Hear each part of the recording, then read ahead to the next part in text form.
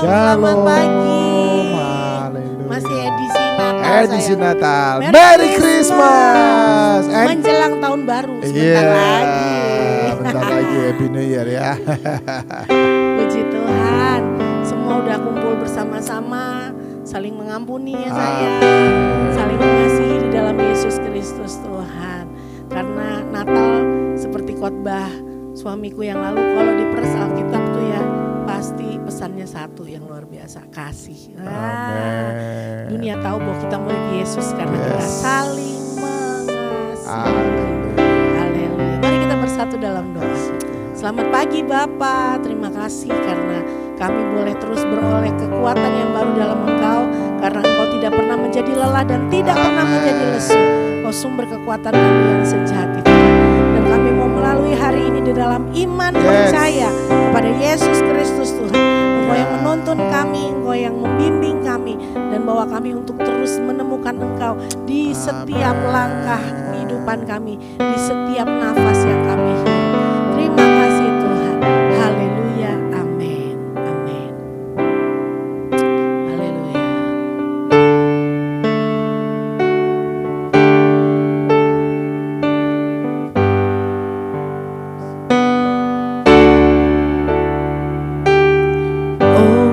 Holy night, the stars are brightly shining.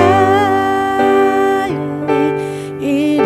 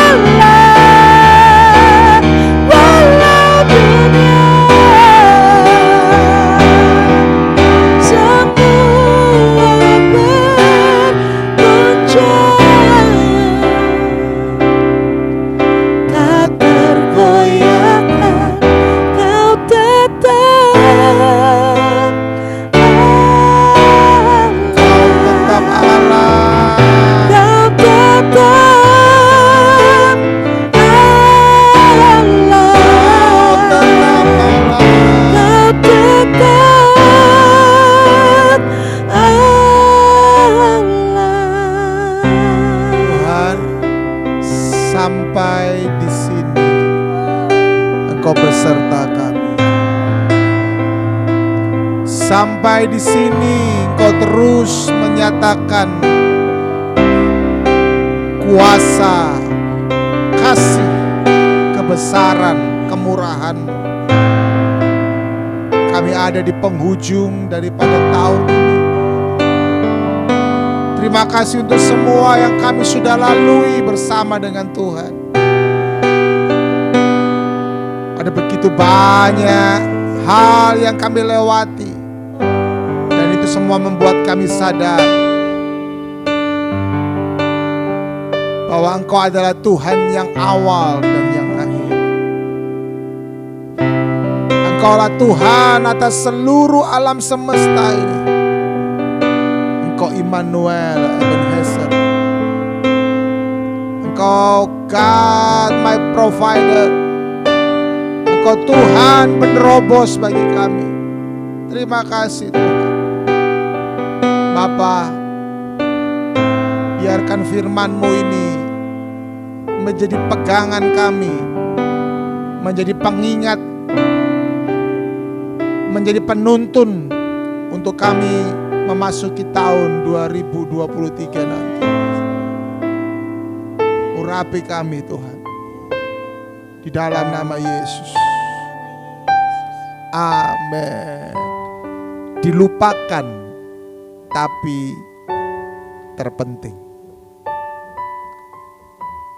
Terkadang memang yang dilupakan itu ternyata itu terpenting. Ada satu kota yang jarang dinyanyikan. Bahkan ketika Natal, yang paling disebut adalah kota Bethlehem. Tapi Nazaret adalah sebuah kota. Kalau saya melihat, nggak ada lagu-lagu Natal yang menceritakan tentang Nazaret. Lagu-lagu Natal yang terkenal ya, maksud saya yang sering dinyanyikan ya, langganan setiap tahun gitu ya maksud saya. Tapi yang dilupakan ini justru terpenting. Kenapa? Karena disinilah asal mula daripada Sang Juru Selamat itu. Dan kita percaya itu adalah Yesus. Yesus dikenal sebagai orang Nazaret. Yesus tidak dikenal sebagai orang Bethlehem. Yesus tidak dikenal sebagai orang Yerusalem, walaupun Yerusalem adalah kota suci.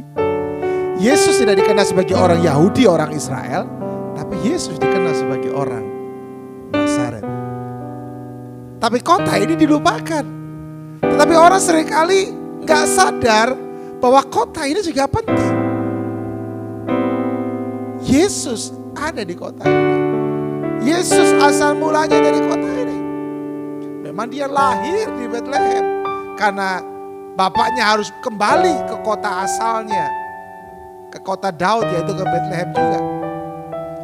Karena pada waktu itu sedang diadakan sensus. Tapi asal mulanya jelas. Yesus itu orang Nazaret. Yohanes 1 ayat yang ke-46. Kata Nathanael kepadanya, mungkinkah sesuatu yang baik datang dari Nazaret?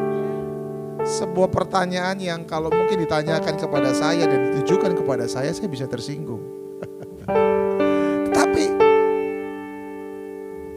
firman Tuhan berkata, adakah yang baik datang dari Nazaret? Markus 10 ayat yang ke-47.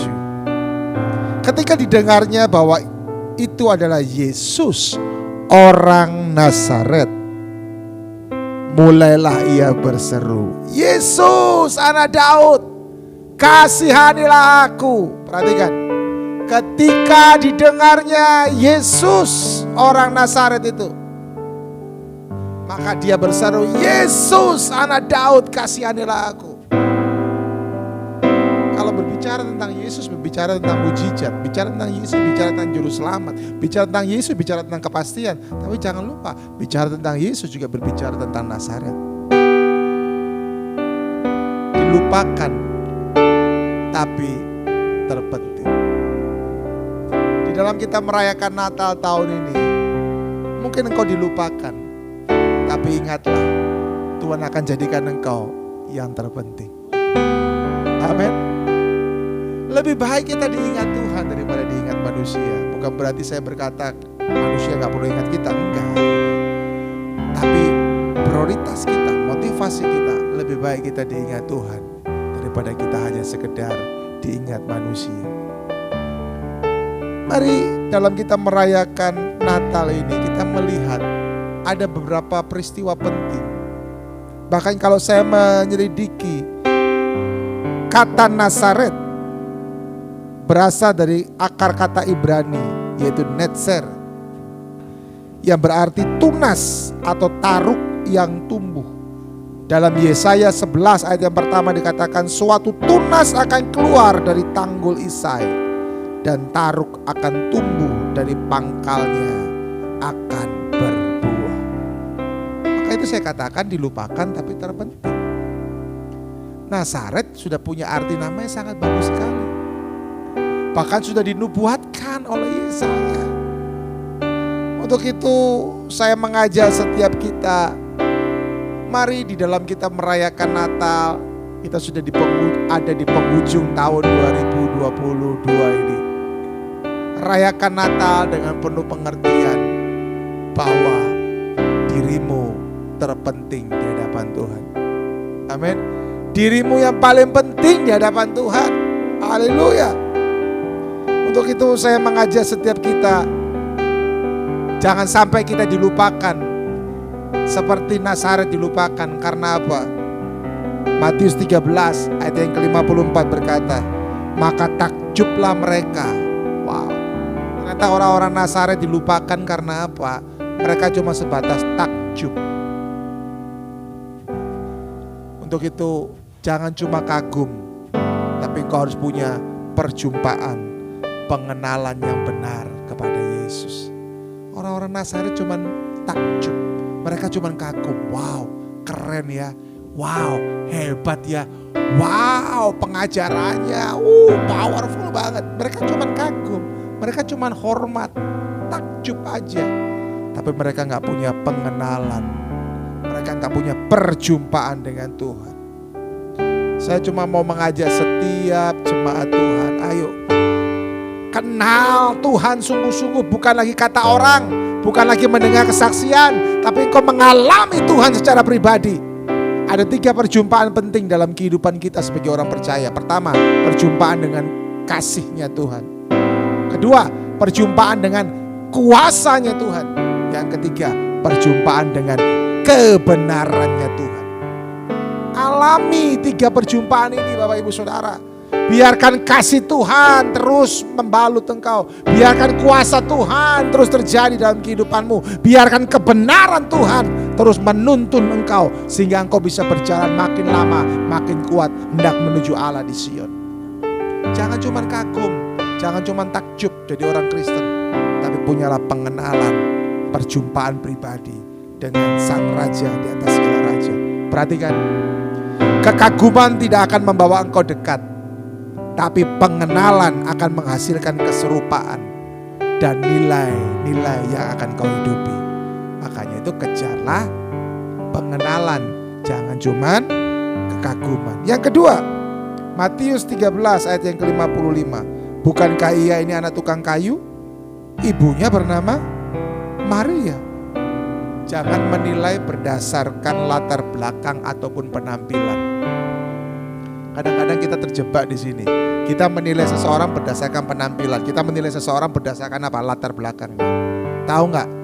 Bagaimana cara kita menilai seseorang yang alkitabiah? Berdasarkan buahnya. Buah itu nggak bisa bohong. Kalau mentah ya mentah. Kalau matang ya matang. Kalau manis ya manis. Kalau asam ya asam. Ya, kalau busuk ya busuk. Jadi buah itu nggak bisa bohong. Makanya kalau engkau menilai seseorang jangan dari latar belakang atau penampilan. Engkau menilai seseorang dari penampilan, aduh. Ya, jangan salah loh. Saya pernah dapat informasi orang-orang yang kalau masuk ke bank-bank tertentu, ya pakai sandal jepit, bawa tas kresek, itu justru prioritas. Karena apa? Duitnya akeh. Padahal datang ke bank pakai celana pendek, kaosnya sobek, ya, pakai sandal jepit, tapi duitnya akeh. Ya, prioritas lagi di bank itu. Siapa yang sangka? Jangan nilai orang berdasarkan penampilan. Ada orangnya wah, pakai jas, pakai dasi, wah, naik mobil merek yang paling mahal, padahal nyewa. Semuanya pinjam. Jangan menilai orang berdasarkan penampilan. Jangan menilai orang juga berdasarkan latar belakang. Oh, dia anaknya ini, dia dari sini, dari sini. Nilailah seseorang dari apa? Buahnya. Amin. Karena buah tidak bisa bohong. Yesus selalu bangga dengan orang tuanya. Dia gak malu dengan orang tuanya. Karena dia tahu. Karena Maria dan Marta, karena Maria dan Yusuf, sehingga dia bisa ada di tengah-tengah dunia ini. Kalau gak ada Maria Yusuf, dia gak akan bisa ada di tengah-tengah dunia ini. Yang berikutnya yang ketiga adalah apa? Lukas 4 ayat yang ke-23. Tentu kamu akan mengatakan pepatah ini kepadaku, hai tabib. Ini yang bahaya nih. Kita akan bisa dilupakan kalau apa? Kita salah tafsir. Orang-orang Nazaret salah tafsir. Mereka berpikir Yesus tabib. Aduh, rendah sekali. Yesus bukan tabib. Yesus juga bukan hanya sekedar nabi. Dia anak Allah yang maha tinggi. Dia raja di atas segala raja. Makanya jangan melihat Yesus hanya bayi terus. Enggak. Nina bobo, oh Nina bobo. Dia udah raja, brosis. Dia udah memerintah. Jangan salah tafsir. Orang-orang Nazaret dilupakan gara-gara mereka salah tafsir. Kalau mereka sudah salah tafsir firman Tuhan tadi, kalau kita lanjutkan di dalam ayat selanjutnya, mereka berusaha menangkap Yesus dan mau melempar Yesus ke bawah. Mereka mau bawa Yesus ke atas bukit dan melempar Yesus ke bawah. Hati-hati, kalau engkau salah tafsir, tindakanmu pasti salah, responmu pasti salah. Dan yang berbahaya adalah apa? Kalau engkau salah tafsir, yang kau lakukan pasti bertentangan dengan firman Tuhan. Jangan salah tafsir. Dilupakan tapi terpenting. Justru dari kota Nazaret lah Yesus dikenal. Dari kota Nazaret lah Yesus bisa bertumbuh dewasa. Dia melakukan tugasnya sebagai seorang anak. Dia melakukan tugasnya sebagai anak Allah yang maha tinggi. Dan dari Nazaret dia pergi ke seluruh ujung bumi lewat para rasulnya juga. Untuk itu di perayaan Natal terakhir di dalam morning devotion ini, saya mau mengajak, kalaupun engkau sedang dilupakan, ingatlah engkau selalu ada di pikirannya Tuhan. Amin. Kalau hari ini engkau ada, semua karena Tuhan. Kalau hari ini engkau bisa, semua karena Tuhan.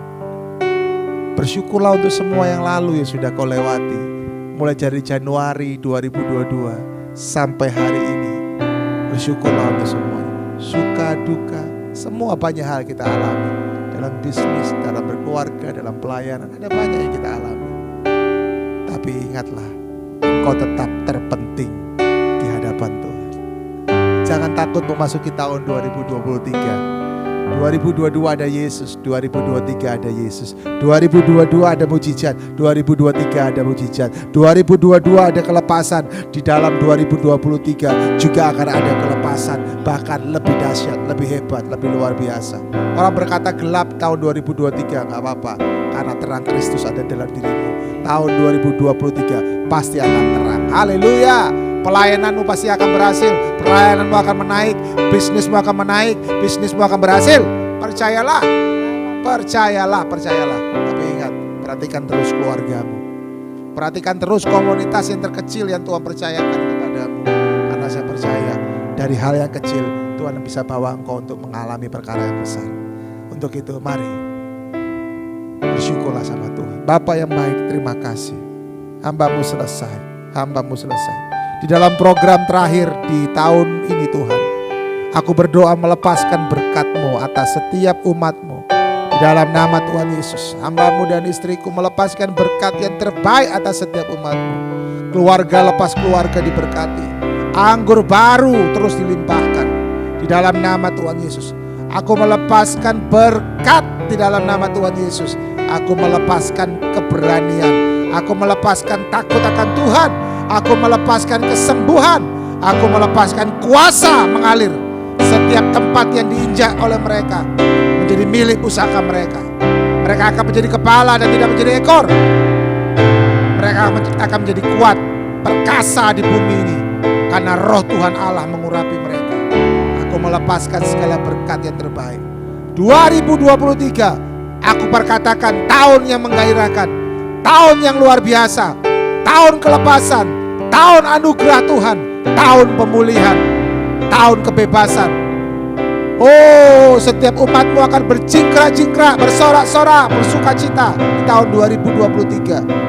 Ratapan akan Kau ubah menjadi tari-tarian di dalam nama Tuhan Yesus Kristus.